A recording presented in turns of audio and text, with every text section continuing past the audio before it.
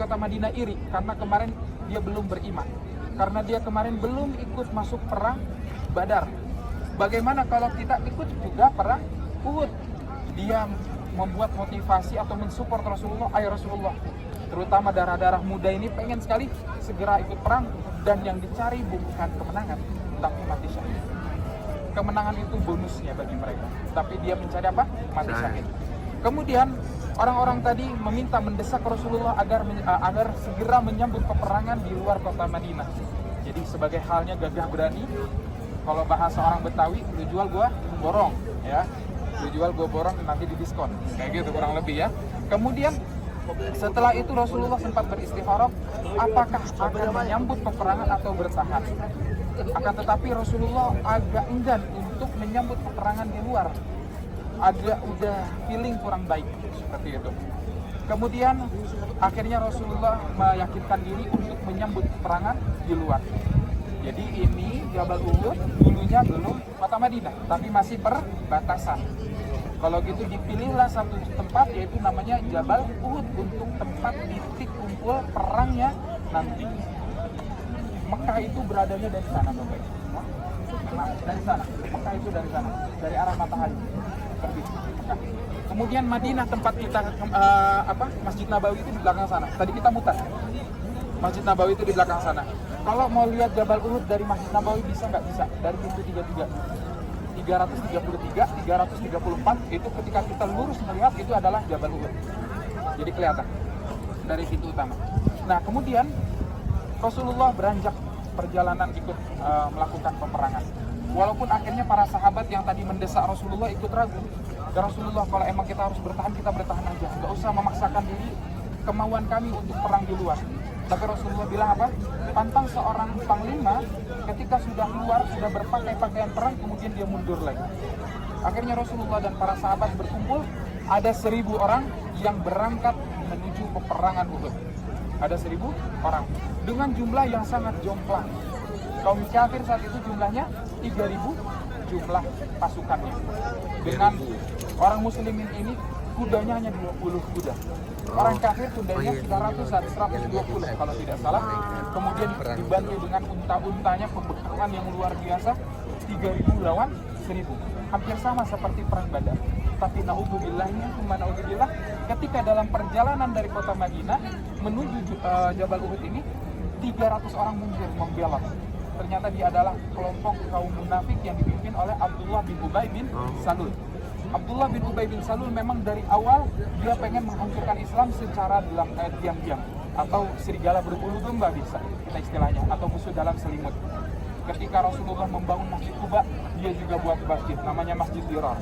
Ketika Rasulullah pengen perang, dia pura-pura ikut perang, tapi dia ingin merusak semangatnya kaum muslimin. Dari 1.000 mundur 300. Jadi kaum muslimin yang ikut perang hanya 700. Lawannya berapa? 3.000. Berapa kali lipat itu ya? 4 sampai 5 kali lipat jumlahnya, perbandingannya. Jadi 1 lawan 5. Kemudian Rasulullah memulai buat strategi. Di mana base camp Rasulullah buat strategi? Di mana base camp terakhir pertahanan Rasulullah itu ada di masjid sana. Itu base campnya. Kemudian Rasulullah menempatkan 50 orang ahli rumat yang dipimpin oleh Abdullah bin Jubair, yang pakai Z, pakai J, Abdullah bin Jubair, untuk menjaga bukit ini. Bukit yang banyak orang naik adalah bukit rumat, artinya bukit pemanah. Jadi para sniper taruh di atas. Para sniper taruh di atas, jumlahnya kurang lebih 50 orang. Kemudian sisa pasukannya, ada pasukan infanteri, ada pasukan kavalerinya, ada yang berkuda, kemudian ada yang di bawah, itu semuanya ada di bawah, ya, ada di bawah, segala macam bersebar mengatur formasi. Selanjutnya, setelah itu Rasulullah Shallallahu Alaihi Wasallam setelah membuat strategi tadi, Rasulullah meminta untuk orang-orang yang ada di Bukit Rumat jangan pernah ada yang turun, sekalipun kondisi kaum muslimin sudah menang. Bahkan di dalam riwayat lain, sekalipun kau melihat bangkai kaum muslimin sudah dimakan burung, jangan pernah ada yang meninggalkan Bukit Rumat. Suatu ketika kaum muslimin mulai peperangan terjadi, pecah perang. Strategi sudah sangat bagus. Rasulullah menguasai Bukit Rumat, orang Mekah datang dari sana, kemudian Madinah menjaga dari sini. Kondisi peperangan terjadi waktu-waktu duha, kurang lebih jamnya sama seperti saat ini, antara jam 9 jam 10. Pecah perang jam 9 jam 10, disinilah tempat titik pecah perang. Orang-orang kafir Quraisy itu udah bingung, nyerangnya lewat mana? Lewat depan udah ada pemanah di atas, muter ada pemanah. Kemudian lewat bawah ini dijaga, kurang lebih seperti itu. Sedangkan mereka pembekalan sudah tipis. Dari Mekah itu ada yang habis air minumnya, mineralnya udah ada yang dehidrasi lah bahasa kami ya. Itu sudah kekurangan tenaga. Udah mulai buntu mereka ternyata. Ketika peperangan pecah, kaum muslimin mulai mengimbangi dan bahkan mengungguli peperangan. Ketika peperangan sudah mulai menang kaum muslimin menyongsong mendorong kaum kafir balik ke arah kota Mekah. Perkiraan orang-orang muslimin ternyata salah. Mereka pikir bahwa orang-orang kafir ini udah all out, udah semuanya turun. Tapi ternyata di ujung sana masih ada satu pasukan kavaleri yang mengintai, yang dipimpin oleh Khalid bin Walid. Khalid bin Walid saat itu belum menjadi kaum muslimin dan dia mengintai dari kejauhan bahwa ini kelemahan yang baru dimulai. Orang-orang kaum muslimin yang ada di Bukit Rumat merasa kemenangan sudah ada di ujung tanduk. Akhirnya mereka turun untuk mengambil ghanimah. Ghanimah ini adalah harta rampasan perang, harta yang halal. Harta yang halal dalam peperangan, harta rampasan perangnya bukan emas, tapi senjata-senjata untuk dipakai untuk perang lagi. Inilah harta rampasan perang orang-orang muslim. Mereka turun untuk mengambil harta rampasan perang. Setelah itu ternyata sisa kurang lebih 7 orang saja yang ada di atas, membuat kelemahan ini dibaca oleh Khalid bin Walid. Khalid bin Walid ini adalah strategi ataupun ahli strategi perang yang luar biasa. Bahkan ketika dia masuk Islam tidak ada satu perang pun yang kalah. Khalid bin Walid selalu menang dalam perang. Kemudian Khalid bin Walid memutar arah yang tadinya di sana dia mengelilingi. Dia mendesak dari belakang yang tadinya dikiranya kaum muslimin pasukannya sudah habis, kaum kafir udah mau tunggang langgang ke belakang, ternyata Khalid bin Walid mutar ke belakang. Akhirnya disitulah terjepit kaum muslimin, terdesak, bahkan mulai tercerai-berai. Saat itu pula paman Nabi yang dijuluki Asadullah, yang dijuluki oleh Islam ini adalah sebagai macan atau singanya orang-orang Islam, atau singanya Allah Subhanahu wa taala, yaitu Hamzah bin Abdul Muttalib. Hamzah bin Abdul Muttalib ini menjadi buronan besar dalam peperangan Uhud. Karena kenapa? Karena di peperangan sebelumnya dia membunuh pemuka Quraisy, yaitu ayah dari Hindun. Dia berhasil membunuh orang Quraisy yang diperhitungkan saat itu. Dia jadi buronan besar. Hamzah selama 1 tahun Hindun memberikan dendam yang luar biasa. Dia mencari satu orang budak yang dinamanya Wahsy. Wahsy ini dilatih sama Hindun buat melempar tombak. Ketika peperangan Wahsy juga ada ternyata. Dan Wahsy tidak punya tugas lain kecuali menombak Hamzah, kecuali membunuh Hamzah. Tidak ada tugas lain. Kamu fokus cari Hamzah. Yang lain tugasnya bebas, cuman Wahsy fokus cari Hamzah. Suatu ketika Hamzah akhirnya terkena tombaknya Wahsy dan meninggal di peperangan Uhud ini. Kemudian yang lebih kejinya lagi, ternyata Hindun tidak cukup sampai situ. Hindun membelah dadanya Hamzah. Dia mengunyah mentah-mentah jantungnya Hamzah. Saking dia bencinya dengan Hamzah ini. Sampai-sampai dalam riwayat ada yang mengatakan kalau sampai aja jantungnya Hamzah ini ketelan dengan Hindun ini bakalan kebal dari api neraka. Kenapa? Karena darahnya Hamzah itu nggak mungkin tersentuh api neraka. Darahnya Hamzah tidak mungkin tersentuh api neraka. Tapi Hindun memuntahkan karena tidak bisa menelan jantungnya Hamzah secara mentah-mentah. Kemudian dia membelah kupingnya, memutilasi tubuhnya Hamzah. Hingga sampai saking seperti itunya Rasulullah sangat bersedih. Rasulullah itu udah lemes sekali, bersedih sampai ketika Fathu Makkah terjadi, Wahsy dan Hindun masuk Islam, tapi Rasulullah nggak kuat mau lihat mukanya. Rasulullah menerima imannya, menerima Islamnya, tapi nggak mau melihat mukanya. Saking dia terharu ketika setiap melihat Hindun dan Wahsy mengingat kepada Hamzah. Kemudian banyak lagi sahabat-sahabat yang juga menjaga Rasulullah.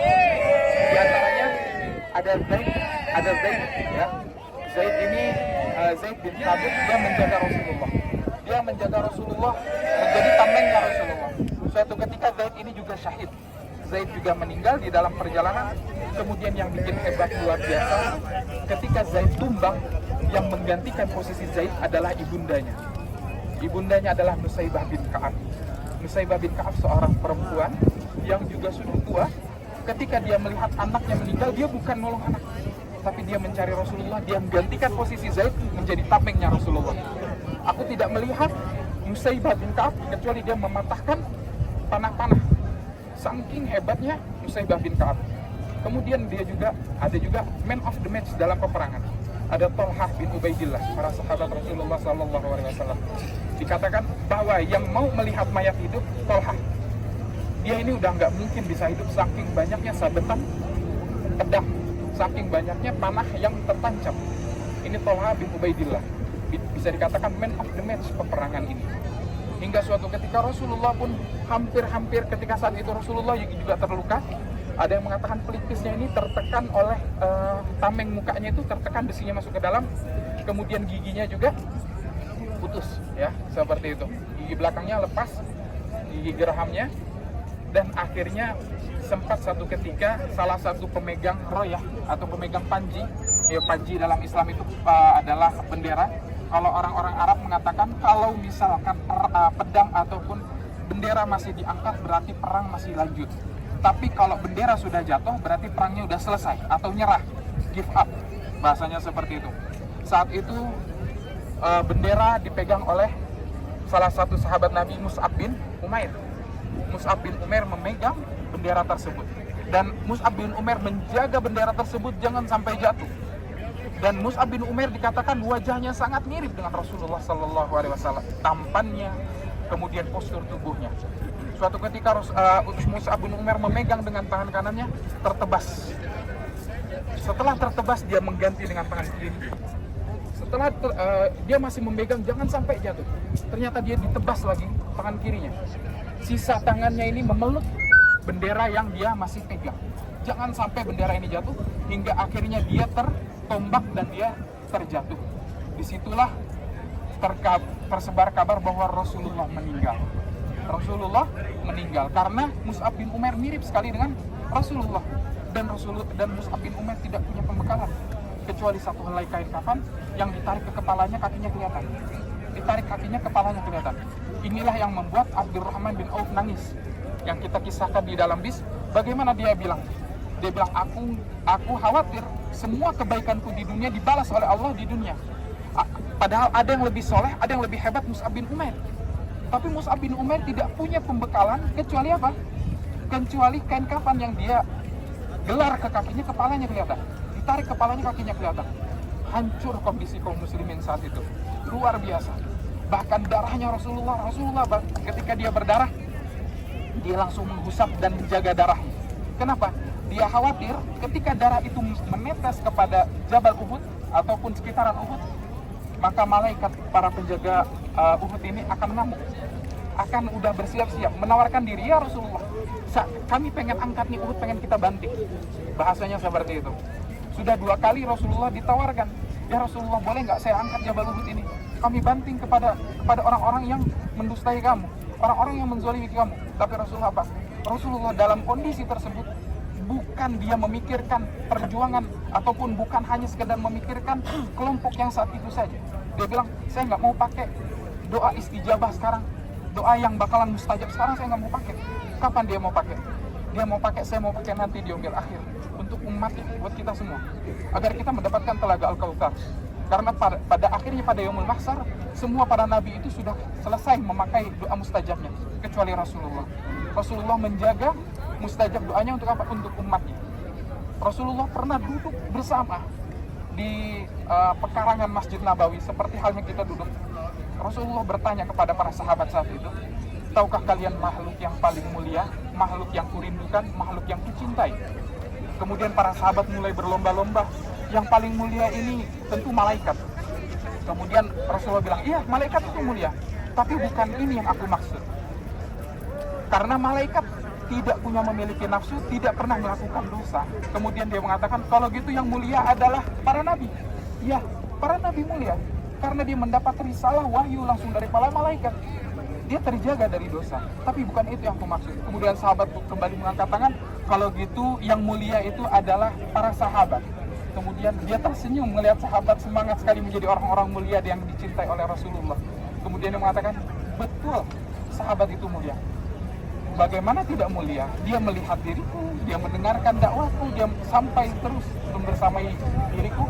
Tapi bukan itu yang aku maksud, kata Rasulullah. Kemudian inilah jawaban terhebat para sahabat, wallahu a'lam. Aku tidak tahu kecuali Allah yang Maha mengetahui. Kemudian Rasulullah tertunduk dan menangis, senangis-nangisnya sampai membasahi dahinya dan janggut. Ketika itu Rasulullah mengangkat dengan suara rintih, orang yang mulia adalah orang yang tidak pernah mendengar dakwahku, tidak pernah melihat diriku, tidak pernah mendengar nasihatku, tapi dia beriman kepada diriku. Dia adalah umatku. Itulah janji Rasulullah untuk memberikan telaga Al-Kautsar, memberikan mustajab doanya di yaumil akhir. Padahal bisa saja saat itu kondisi krusial, kondisi vital, Rasulullah memberikan doa mustajab. Ya Allah, turunkan pasukan malaikat sebagaimana Engkau menurunkan di peperangan Badar. Karena peperangan Badar itu dibantu dengan malaikat. Tapi Rasulullah tidak mau pakai, kenapa? Karena dia memikir bagaimana umat kita. Dari sakaratul mautnya saja Rasulullah udah mikir, gimana sakaratul mautnya umat muslimin? Pindahin ke saya ya Allah. Setelah dipindah, yaumil akhir dia pikirkan lagi. Logikanya orang manusia yang sudah di hadapan yang surga Firdaus, dia tinggal masuk. Tapi Rasulullah tidak mau. Rasulullah menunggu di telaga Al-Kautsar. Rasulullah menunggu di Sirat. Bagaimana para umatnya itu bisa masuk ke dalam surganya Allah Subhanahu wa Ta'ala. Kemudian setelah peperangan berlanjut, meninggallah kurang lebih jumlah orang yang meninggal ada 70 orang pasukan yang meninggal dari kaum muslimin. 70 orang tersebut dimakamkan, itu adalah makam syuhada Uhud. Itu adalah makam para syuhada Uhud. Kemudian ini adalah bukit umat, di belakang adalah base camp Rasulullah yang paling terakhir. Base camp pertahanan Rasulullah, di mana Nusaybah bin Ka'ab, seorang perempuan yang bukan sekedar hanya memotivasi, tapi dia aplikasi dalam dirinya, langsung terjun di dalam lapangan peperangan. Dia mengatakan bahwa tidak ada wanita yang hebat yang kulihat dalam peperangan kecuali Nusaybah bin Ka'ab. Dia sibuk matahin jangan sampai ada panah yang dipakai buat nembak Rasulullah. Dia khawatir sekali. Ketika peperangan usai, ada seorang juga yang namanya sama-sama Hindu. Dia lari dari jauh. Ketika dia lari, ada yang mengatakan, hei, suamimu meninggal, dia masih lari. Anakmu meninggal, dia masih lari. Kemudian saudara laki-laki mau meninggal, suami mau meninggal, dia masih lari. Ternyata 4 orang hebat laki-laki, dia meninggal semua di Uhud. Ketika setelah meninggal, dia nyari di mana Rasulullah, katanya. Kalau aku melihat wajah Rasulullah, semua masalah selesai.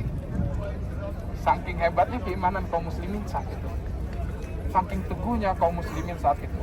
Mungkin nggak Rasulullah meminta tolong bantuan, gimana caranya biar kalah kaum kafir, bisa saja. Tapi di sini Rasulullah mengajarkan bagaimana ikhtiar liyabluwakum ayyukum ahsanu amala. Bagaimana sebaik-baik perbuatan amal kita. Bagaimana Rasulullah mengajarkan taat kepada ulil amri, taat kepada pemimpin. Bagaimana estafet kepemimpinan penting dalam Islam. Dan Rasulullah sudah dijamin tidak pernah dan tidak akan meninggal dalam peperangan. Karena kenapa? Karena meninggalnya Rasulullah dalam peperangan menandakan lemahnya Islam. Jadi Rasulullah diwafatkan di pangkuannya Aisyah radhiyallahu anha. Kurang lebih seperti itu dalam peperangan Uhud ini.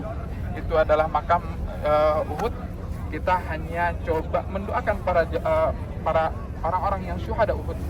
Yang harapan kami, ya Allah, semoga kami bisa berkumpul dengan para syuhada Uhud.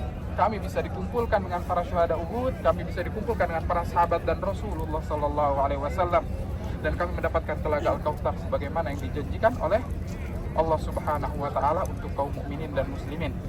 Baik para bapak ibu semua yang dirahmati oleh Allah Subhanahu Wa Taala, begitu singkat kisah yang bisa kami sampaikan. Ini adalah Jabal Uhud yang masih ada, menjadi saksi bagaimana kekalahan kaum muslimin, bagaimana cintanya, saking cintanya Rasulullah, dia bilang saya cinta sama Jabal Uhud. Dan Rasulullah belum pernah mengatakan cinta kepada saya, belum pernah mengatakan cinta kepada ibu dan bapak. Hanya Rasulullah mengatakan rindu kepada umatnya yang mendengarkan dakwahnya, terima dakwahnya. Kurang lebih itu yang bisa kami sampaikan. Kurang lebihnya mohon maaf. Mari bapak ibu yang mau ngambil dokumentasi, video, foto, kami persilakan. Insya Allah jam 9